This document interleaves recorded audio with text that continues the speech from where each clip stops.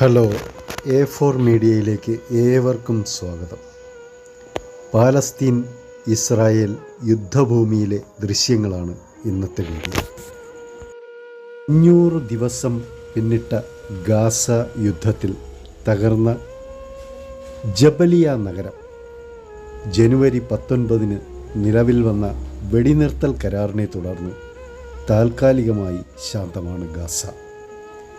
60% പാർപ്പിടങ്ങൾ നശിച്ച ഗാസയെ പുനർനിർമ്മിക്കാൻ 5300 കോടി UN ഡോളർ, അതായത് 4.5 ലക്ഷം കോടി രൂപ വേണമെന്ന് UN കണക്കാക്കപ്പെടുന്നു.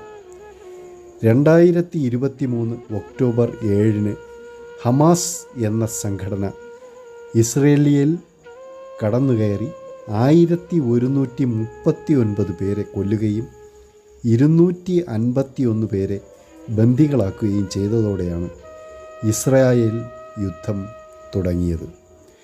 യുദ്ധത്തിൽ 48,200 പാലസ്തീൻകാർ കൊല്ലപ്പെടുകയും ചെയ്തു. ആയിരക്കണക്കിന് കുട്ടികൾ അനാഥമാവുകയും ലക്ഷക്കണക്കിന് പാർപ്പിടങ്ങൾ നശിക്കുകയും ചെയ്തുവെന്നാണ് ഔദ്യോഗിക കണക്ക്. മനുഷ്യൻ നിലനിൽപ്പിനു വേണ്ടി പടക്കോപ്പുകൾ ചമച്ചപ്പോൾ അത് സ്വന്തം വിനാശത്തിന് കാരണമാകപ്പെട്ടപ്പോൾ 2 ദേശങ്ങളുടെ സ്വപ്നങ്ങൾക്ക് തീപിടിച്ചു. ആയിരക്കണക്കിന് അനാഥ ബാല്യങ്ങളുടെ രക്ഷ ഇനി ആര് ചെയ്യും? എങ്ങും മരണം മണക്കുന്നു. ഇസ്രായേൽ പാലസ്തീൻ ജനത അവരുടെ നിർമ്മിതികളും അവരുടെ സ്വപ്നങ്ങളും തച്ചുടയ്ക്കപ്പെട്ടു. യുദ്ധം നടന്നത് അങ്ങ് ഇസ്രായേലിലല്ലേ, അതിന് നമുക്കെന്ത് എന്ന് ചിന്തിക്കാൻ വരട്ടെ. ഒരു യുദ്ധമുണ്ടാക്കുന്ന ഭീതി എത്രയാണെന്ന് നമ്മളും അറിഞ്ഞിരിക്കേണ്ടതുണ്ട്.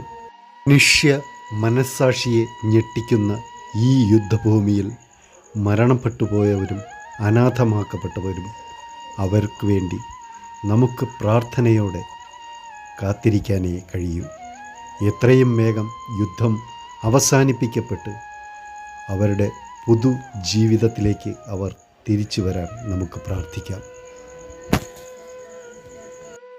ഇനി ഒരിക്കലും ഒരു ദേശത്തും ഇതുപോലൊരു യുദ്ധഭൂമി ഉണ്ടാവരുതേ എന്ന പ്രാർത്ഥനയോടെ ഈ വീഡിയോ നിർത്തുന്നു.